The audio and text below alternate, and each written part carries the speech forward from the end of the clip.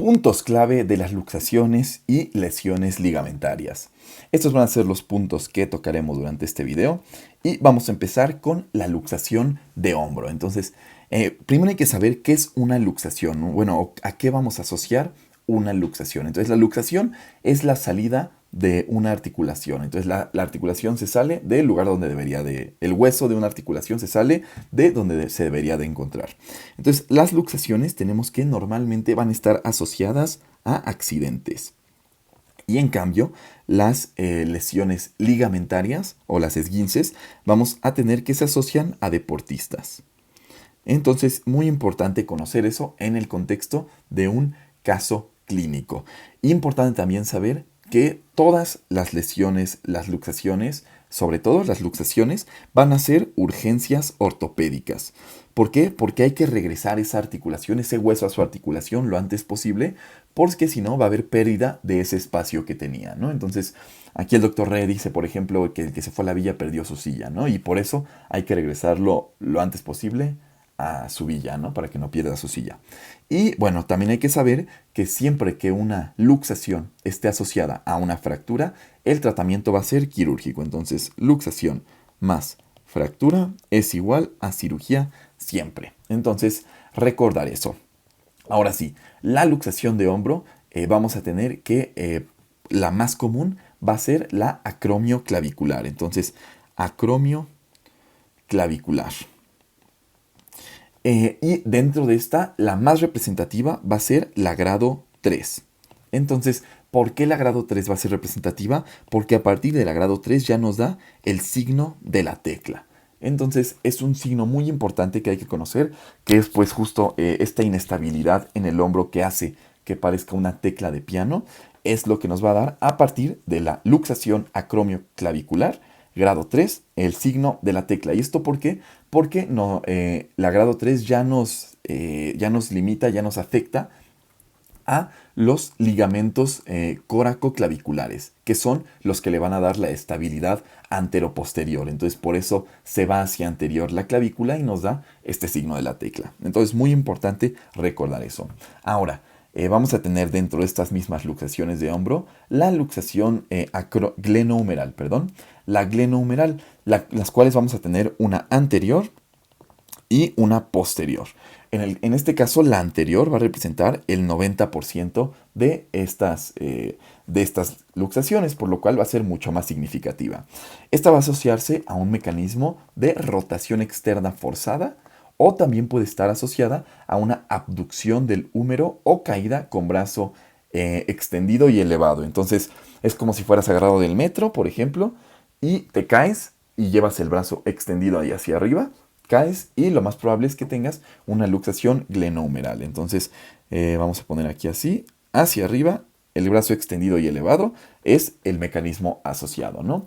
Y en el caso de la posterior, va a asociarse sobre todo a pues lesiones que lesiones relacionadas a, por ejemplo, convulsiones o traumas donde se implique electricidad. Entonces, esa va a ser la característica de la luxación glenohumeral posterior. Entonces, va a estar asociada a convulsiones, a electricidad y puede además presentarse aquí la fractura de troquina. Entonces, esas van a ser nuestras asociaciones y es muy importante saber que esta se diagnostica con una tomografía. Entonces, eso también es muy importante conocerlo.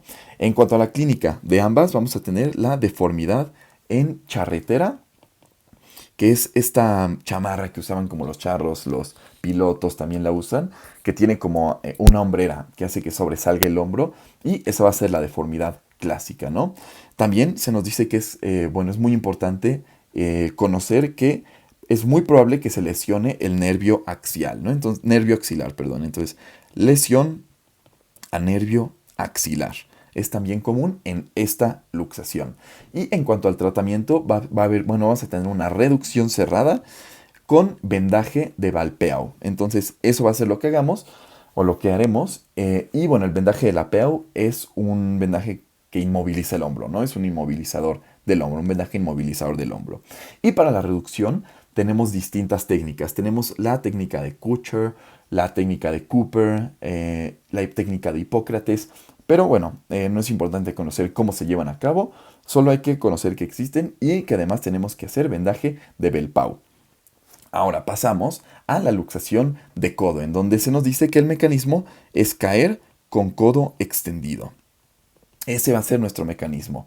Y la clínica va a ser a la persona con codo en semiflexión.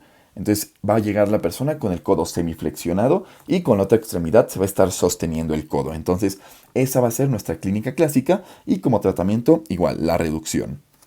Pasamos a la luxación de cadera, en donde se nos dice que lo más común es que sea posterior. Entonces lo más común en la luxación de cadera es la posterior, más del 90%. ¿Y a qué se va a asociar la posterior? Se va a asociar a un choque automovilístico en donde la persona lleve las rodillas como que sobre el tablero. Entonces, si está aquí la persona, estas son sus rodillas, sus piernitas, y aquí va a estar el tablero. Entonces, lleva las rodillas sobre el tablero y si choca, lo que va a hacer es un impacto de este lado que va a empujar el fémur hacia atrás. Entonces, es como se va a producir esta lesión. Por eso es que se dice que es posterior en la mayoría de los casos, porque se asocia a este tipo de mecanismo. Entonces, un choque automovilístico con piernas en el tablero. La clínica de la posterior es el miembro acortado con rotación interna. Entonces, aquí hay que hacer la diferencia con la fractura de cadera.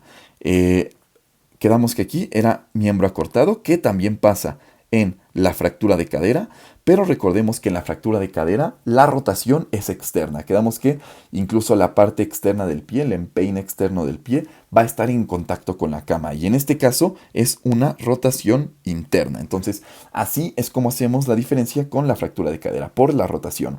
Pero en el caso de que sea anterior, sí vamos a tener una rotación externa.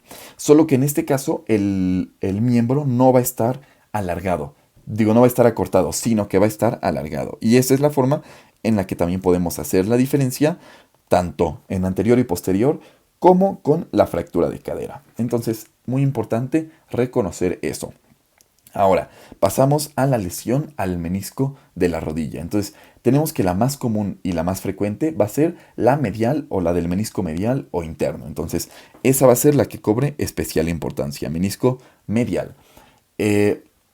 Bueno, lo que va a estar asociada esta fractura, al mecanismo, es una rodilla apoyada, totalmente bloqueada y donde se va a hacer flexión, pero además va a haber carga, ¿no? Puede ser la carga de nuestro mismo cuerpo o el empujón de alguien. Por eso es que está muy asociado, por ejemplo, a jugadores de fútbol, ¿no? Que clavan sus tacos y hacen flexión, les cae, hay carga y por eso se les produce esta lesión, ¿no? Entonces, muy importante eso.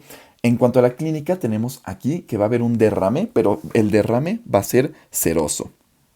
Entonces, derrame seroso. Muy importante saber esto del derrame seroso. Y además también vamos a presentar bloqueo de la rodilla. Entonces, importante conocer estos aspectos. Y en cuanto a la clínica, tenemos que, en esta misma parte de la clínica, tenemos que va a haber rodilla chasqueante o chasquido de rodilla con el signo del cepillo positivo. Entonces, rodilla chasqueante. Eso en cuanto a la clínica. El diagnóstico aquí lo vamos a realizar con resonancia magnética. Y además tenemos el test de McMurray, el test de Steeman y las maniobras de Apley con las que también podemos diagnosticar esta fractura, pero lo de elección va a ser la resonancia magnética. Y también es muy importante conocer nuestra tríada desgraciada de O'Donoghue. Entonces, tríada desgraciada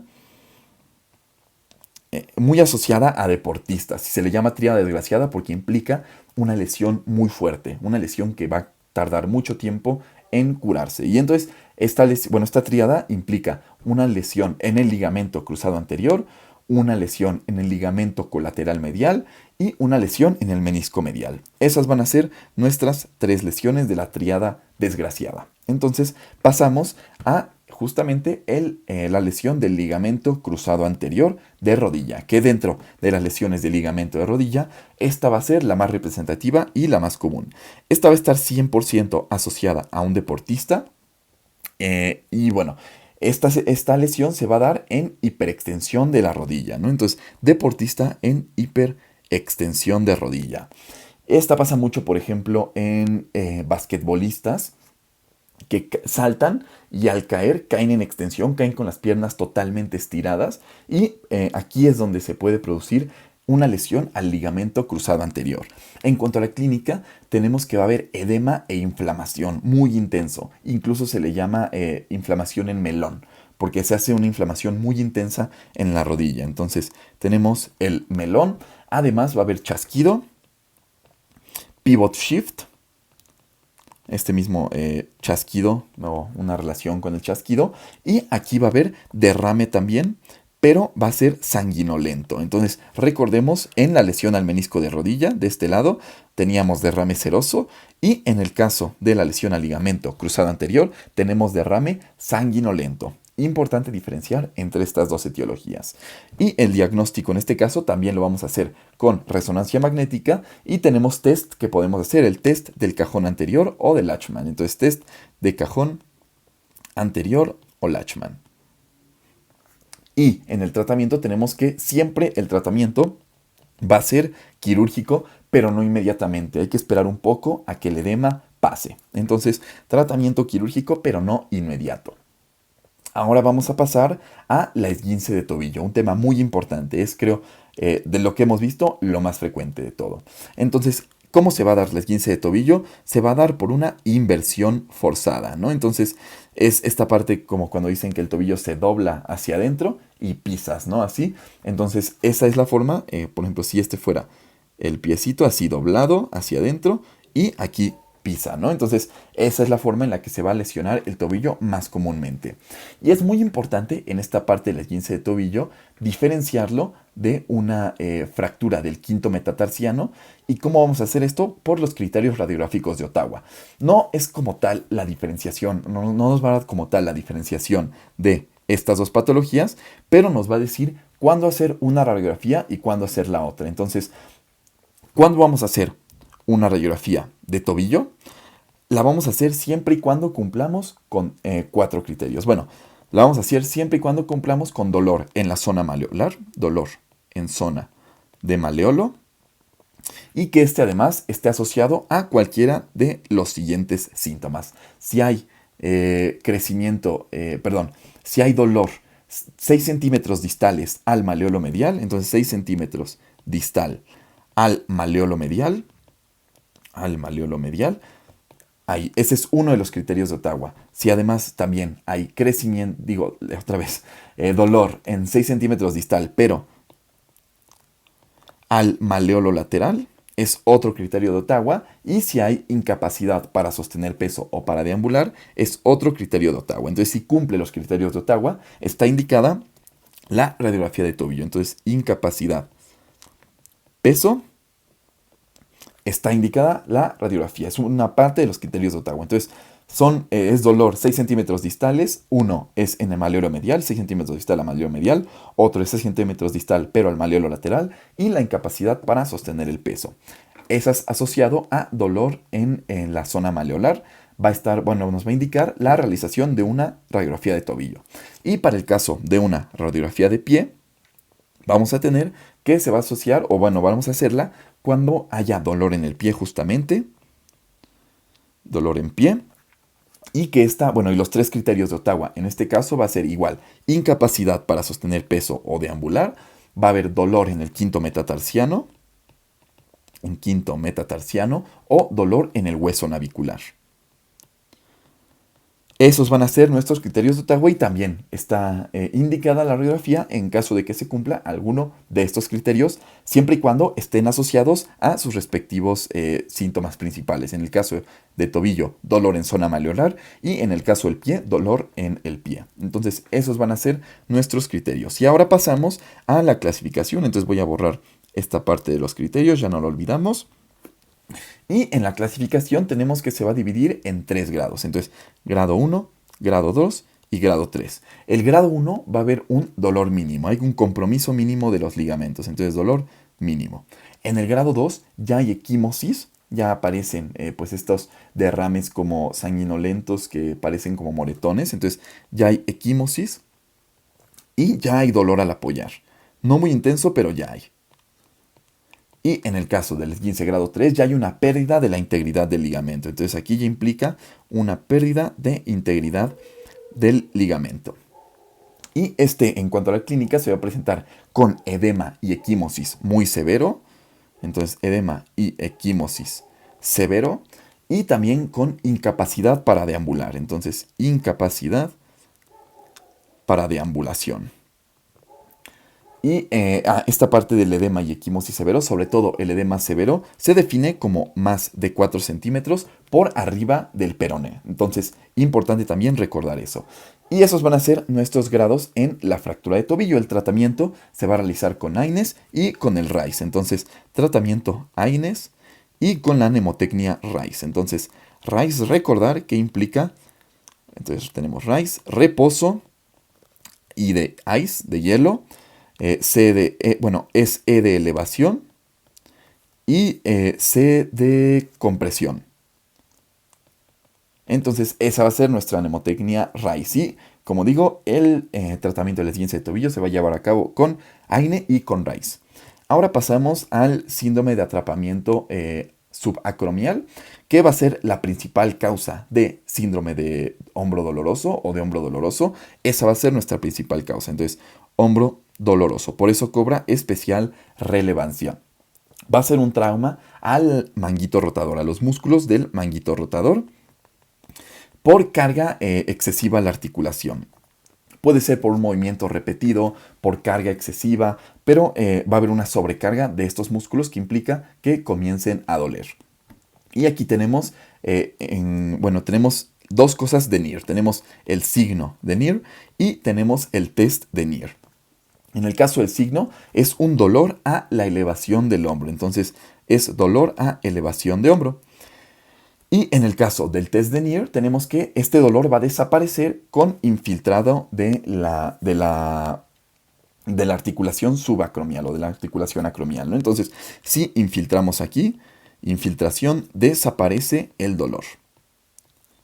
Y bueno, eso mismo nos dice en una parte del tratamiento que puede ser una de las líneas de tratamiento, ¿no? La infiltración de esta articulación. Además, en esta misma parte o en este mismo contexto del diagnóstico, también podemos hacer aquí la maniobra de Apley.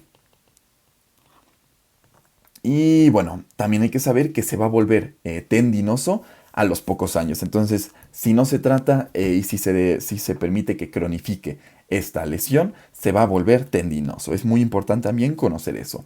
Y ahora pasamos a estas tendinitis, estas lesiones un poco poco frecuentes, pero que hay que conocer solo algunas características específicas. Empezamos con la tendinitis de Kerbein, que se va a asociar con un uso muy prolongado del pulgar. Entonces, nos dice el doctor Re, que está asociado, por ejemplo, a anestesiólogos que hacen muchos bloqueos, que usan mucho su pulgar para empujar los émbolos de las jeringas. Va a asociarse también a enfermeras, etc. Y lo característico aquí es que vamos a tener el signo de Finkelstein positivo. Entonces, eso es lo que hay que conocer. Finkelstein positivo y por uso del pulgar. En el caso de los gangliones tenemos que va a ser una dilatación sinovial atípica, ¿no? Entonces, aquí tenemos dilatación sinovial. Y lo característico aquí es que va a ser de una consistencia elástica. A mí me salió uno de estos durante el internado y se me quitó solito. Entonces, podemos reventarlo, se puede, aspirar el contenido o se puede dejar a libre evolución y la mayoría de las veces va a desaparecer. Entonces, ese va a ser nuestro tratamiento. Y por último, el espolón calcáneo o fascitis plantar. Entonces, espolón calcáneo va a ser una prominencia ósea que va a producirse por microtraumatismos en la región plantar. Entonces, prominencia ósea que va a doler en la fascitis, en fascia plantar. Y se va a asociar a gente que camina mucho y que poco a poco va generando justamente estos microtraumas que terminan por producir el espolón. Y por último pasamos a la rotura del tendón de Aquiles, que tiene una clínica muy característica, y es que al momento de la lesión se va a producir un chasquido y además va a sentir el paciente que alguien le dio una pedrada en el tobillo. En tobillo.